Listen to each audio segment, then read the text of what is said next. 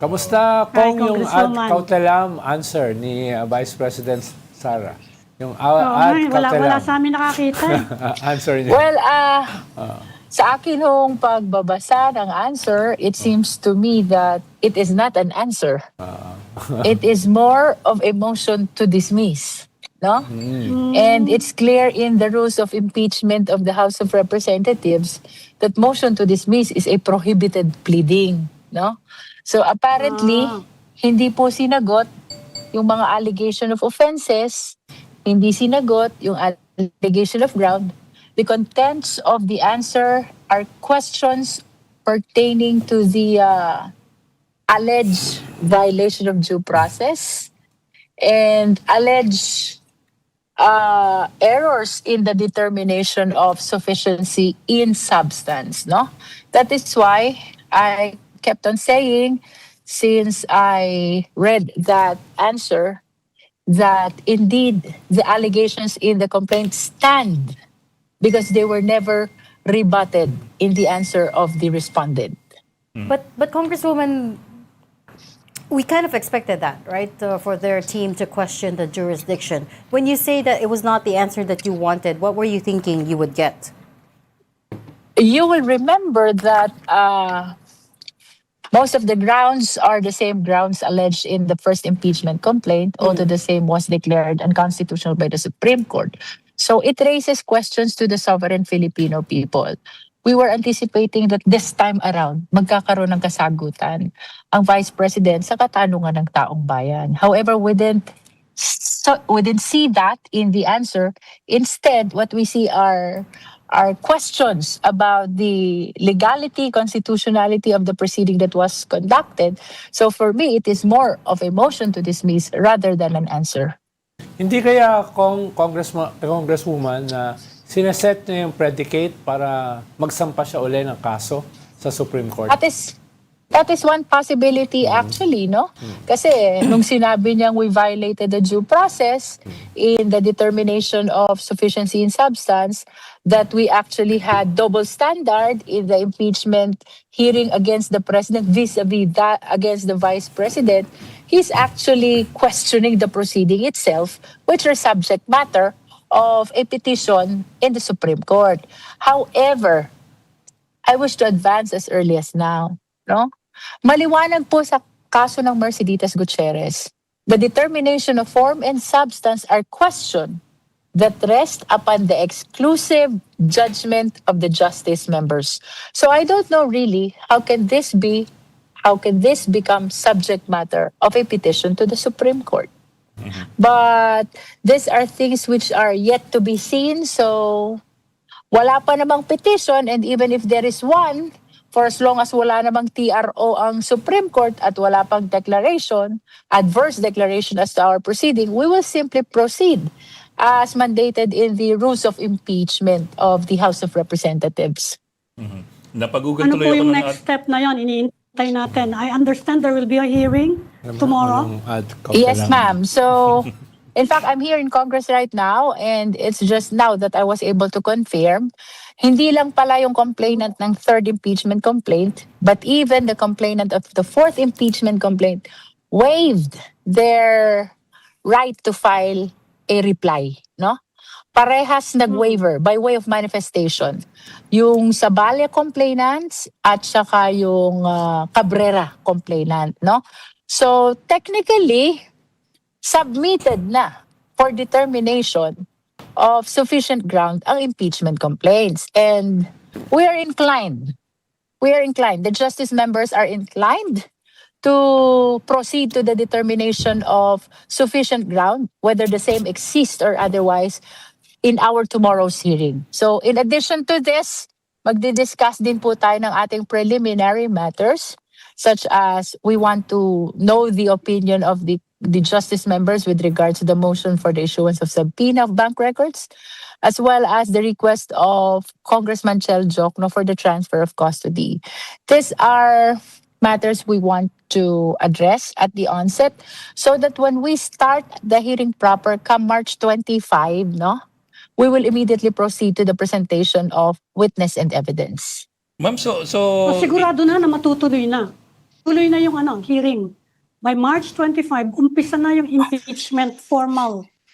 No? Yes, ma'am. Yes, ma'am. That is on the assumption that the justice members or the majority of the members will be declaring that there is sufficient ground that supports the impeachment complaint.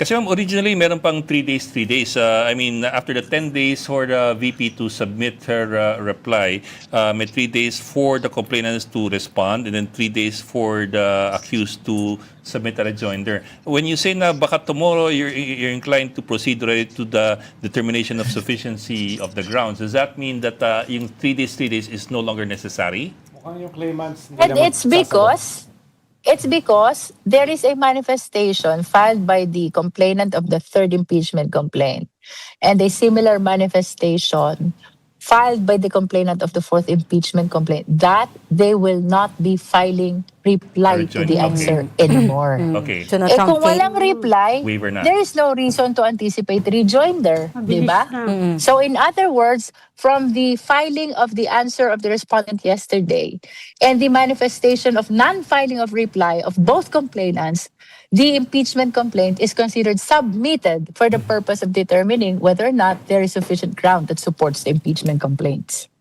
Kong, may mga lumalabas na mga request yung ibang mga political parties at saka mga congressmen diyan sa House na new evidence daw Yeah. para NUP. ma-firm up yung kanilang support sa impeachment. Yeah. Anong status niyang possible new evidence na yan? Halimbawa, yung custody ni Madriaga. Ano nang decision dyan? Tapos itong pinag-uusapan na possible opening ng bank accounts ni Vice President Sara. No? Wala naman ako maisip ng mga ibang new evidence kung hindi yan dalawa na yan. Ano nang status niyan? Well, these are matters which will be part of our discussion tomorrow, at least as preliminary matters. Although, lahat ng concerns na yon will be subjected to motion and subsequent voting of the justice members, no? With regards to the new evidence, I think what is new here are the allegations on unexplained wealth. So definitely, itong motion for issuance of subpoena for the issuance of SALN, no? Yes. And bank records, these are the new evidence that the people of the Philippines haven't seen. Unlike the grounds of threat, confidential fund, payola, nakita na natin ito. Pero pagdating doon sa unexplained wealth, I think this will be the first time Yeah. na makikita ng sambayan ng Pilipino, the SALN, the bank records, and I heard also that they will be requesting for ITR also, the income tax return, no? Now, when it comes naman to the transfer of custody of Ramil Madriaga, this is my take. From my perspective as a lawyer, no? Let us take note that Madriaga has a pending case in court, no? So, hindi siya isang ordinaryong witness lang. And ultimately, we can say that the jurisdiction over the person of Madriaga belongs to the court where the case is pending. No? So, bagaman ang House of Representatives has a power to take custody, protective custody to be exact, I don't think we can rule motu proprio on that without soliciting first the conformity of the court. In other words, between the HREP and the court, it is the court really who has the authority to decide on the transfer of custody. That is in as far as I am concerned. But if somebody will raise a motion during the proceeding, no? Of course, we will be entertaining the motion, and we do not know if that will be supported by the majority. But even if so, I think there will be a constitutional question kapag pinakialaman namin yan without the prior authority of the court. Follow-up question lang, Kong. Yung usapin ng unexplained wealth, lalo na in relation sa SALN. At dahil dyan, pwedeng mag-request na buksan yung kanyang mga bank accounts sa AMLA at saka sa mga bangko. Ito ba ay kayang gawin ng Justice Committee or ng House for that matter? Or yung Ombudsman lang ang pwedeng gumawa niyan? And Ganito, when are no? you? I'm and when are trying you to be as conservative as possible in addressing this issue, no? we need to revisit the law on bank secrecy. You will see the exceptions to that. One of the exceptions Impeachment. is impeachment cases, no? Yeah. Meron tayong rules sa statutory construction. When the law does not distinguish, we should not distinguish, no? Yeah. The law does not provide whether that impeachment case pertains only to the Senate. The law does not provide whether that impeachment case includes the proceeding before the Justice Committee. So, from my perspective, I am inclined to submit that it applies to both.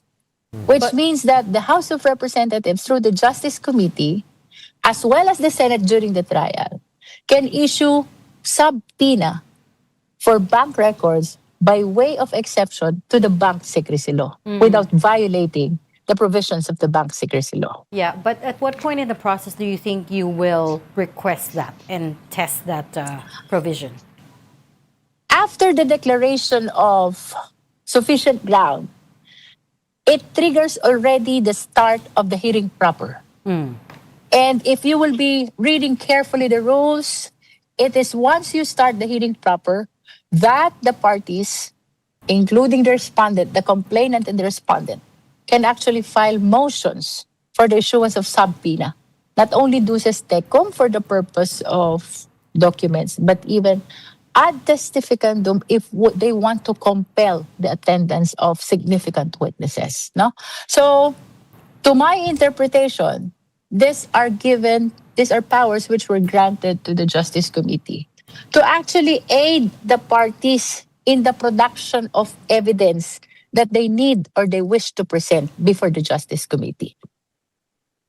So, Congresswoman, ulitin ko lang, you're saying dito sa non-answer ni VP Sara, napabilis actually yung proceedings ninyo. Kasi Yes. ayaw nang sagutin ng mga complainant. Yes, yes. It's because the complainants waived already the right to file a reply. And without a reply, there is no reason to anticipate a rejoinder. So it only means that the answer of the VP appeared to be the last responsive pleading in that given situation, which means that submitted na for the purpose of determination of sufficient ground ang impeachment complaints. So, hindi siya considered reply, ha? It's a No, non-answer.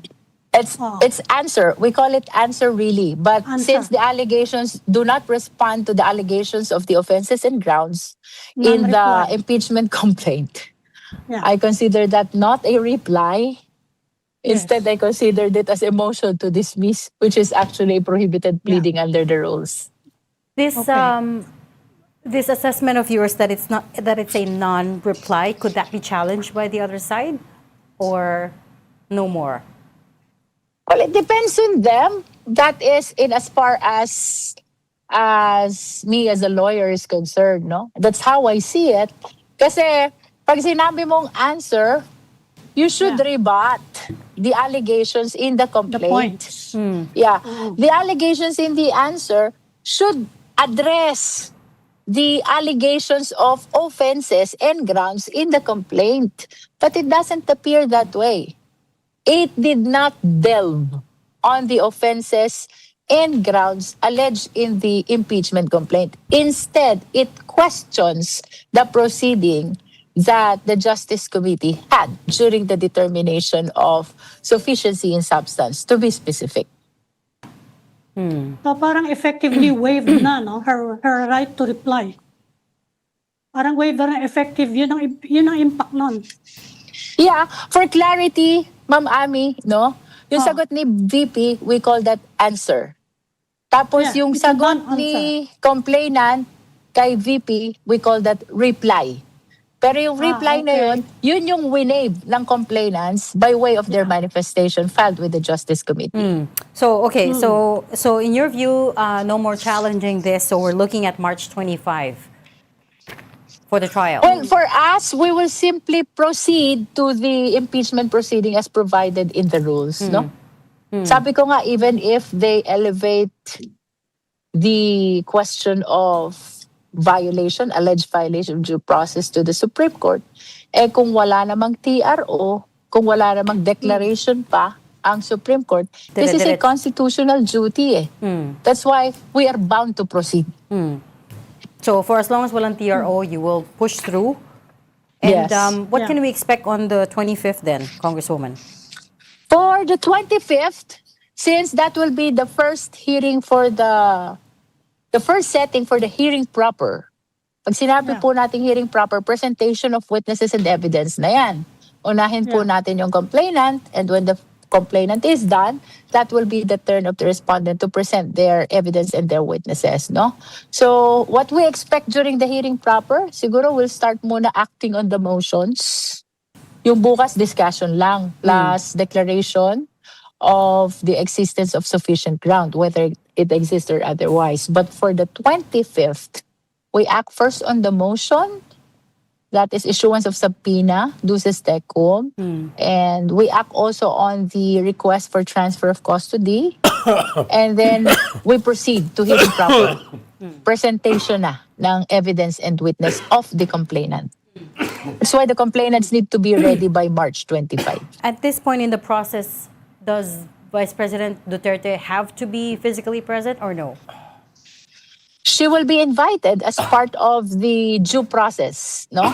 You're talking about March 25? She will be invited because part of her right to due process is her presence during the hearing, participation during the hearing. But as to whether or not she will come or otherwise, that's actually her prerogative. Option na yan. Kung dadating siya, magpa-participate siya, or otherwise. But definitely she will be invited because that is part of her right to due process. But for tomorrow, this is actually a proceeding intended only for members, no? That Correct. is why ang notice namin for tomorrow are only for the justice members. But yung March 25, since start na yan ang hearing proper, even the parties, complainant, witnesses, and the respondent will also be notified. Kong, just the other day, ay nag-press con yung NUP, si Congressman Ronnie Puno. Marami siyang hugot eh. May hugot siya sa impeachment, may hugot siya kay Speaker, may hugot siya sa Malacanang, may hugot siya sa mga benefits nila sa mga district, may hugot din siya sa ibang political parties dyan sa House. Are you free or comfortable to make a comment on this? Dahil may kaunting hugot sa impeachment eh. Well, first of all, I am not a privy to any meeting with political parties or with DS Ronnie Puno. So I don't think I am in the position to comment to that. Except that as a House member, I hope, not because of the impeachment, I hope that all the concerns of DS Puno will be addressed. That's all I can say. No? Kasi, of course, I feel for him. Alam ko yung challenges ng members ng House, no? And with or without impeachment, of course, the House members do need to be supported by the leadership. But he is looking for new evidence. He said that at least once already. And before that, it was Reginald Velasco, the Secretary General, who spoke of the need to come up with new evidence. Even though this is basically the same charge or case. Let us take note, Ed, no? The obligation to present additional evidence is not actually the obligation of the justice members. Yes. It's the obligation of the complainant, Yeah. no? In our proceeding, we're acting like prosecutors in a preliminary investigation. Kung walang maibigay na evidence ang complainant, we will dismiss. Pero kung may maiibigay na evidence ang complainant, we're bound to continue. But it's not for the justice members to produce evidence. It's for the complainant to produce evidence. No, I only bring that up because nga, it's basically almost the same complaint that was approved by a huge majority of the previous Congress. The grounds are almost the same, but just like what I said earlier, no? Yung ibang grounds, halos nagkaroon ng full-blown deliberation during Quadcom days, no? But with respect to the unexplained wealth, which allegedly will be supported by SALN, ITR, and bank records, I think they have not been seen by the Filipino people. So if they're looking for new evidence, I think this is the new evidence that they can consider. How many NUP members are there in the Justice Committee? Do you know, Congresswoman? I am not certain as to the NUP members who belong to the Justice Committee. What I'm certain about, we are a total of 38. Sabi nila kasama na ako doon sa 38. But you have to consider also that ex officio members are allowed to participate and vote in any committee, and that includes the Justice Committee.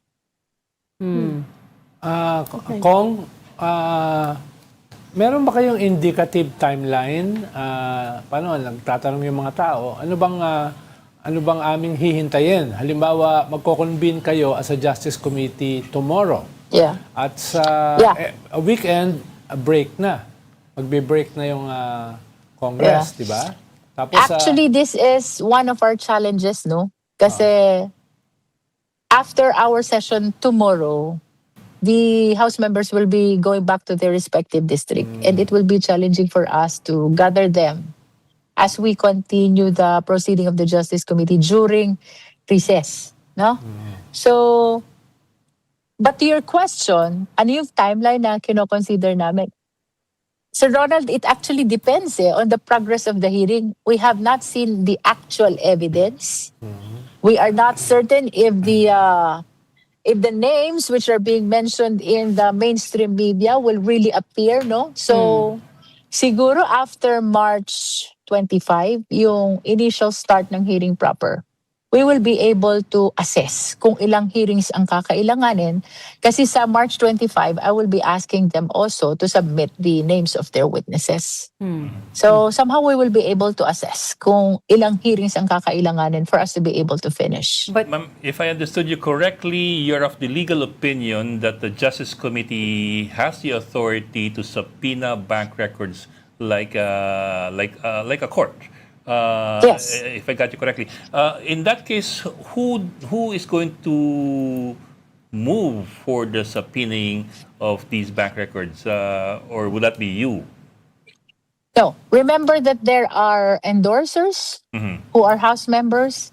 So I think they are in the best position to raise the necessary motion for the purpose of issuance of subpoena of bank records. But you are partial to approving that, if I understand you correctly, because it is within the authority of the committee. Even if that is my submission, it will still be subject to the conformity of the entire Justice Committee, which means that there should be a motion, and if there's an objection, the same will be subjected to the division of the House. so the committee has to Just vote for on the it. record, kasi palagi akong natatanong. I just want the people to know, hindi po bumoboto ang chairperson. The only occasion na bumoboto ang chairperson ay kapag nagkaroon ng tie Yeah, tiebreaker. on matters which are being resolved. So, just like for example, in the determination of sufficiency in substance of the impeachment complaints against the Vice President, I was not able to participate in the voting. But the motion to subpoena the financial and bank records, that still has to go through a vote. Yes, because remember the Justice Committee is a collegial body. It cannot be resolved by one person alone. It cannot be resolved by the chairman. It must be resolved by the entire membership of the Justice Committee, and that is by way of a motion, which, when objected to, has to proceed to voting. Okay, we'll leave that there. We'll obviously monitor the proceedings as it goes along. But thank you for joining us today here on StoryCon. Congresswoman Jervil Luistro, Chair of the House Committee on Justice. Salamat. Salamat, ma'am. regards kay Thank you, Congresswoman. Congressman Suntay. Thank you, StoryCon, and magandang hapon po Wait, sa lahat ng Congresswoman, ating kapwa Pilipino. may pahabol. Salamat po. Pahabol si May Ronald. pahabol si Ronald. May pahabol si Ronald. Regards kay Congressman Suntay. Pakibati sa akin ng International Women's Month. Noted on that, Sir Ronald. Okay, thank you po. Thank you, Congresswoman. Thank you.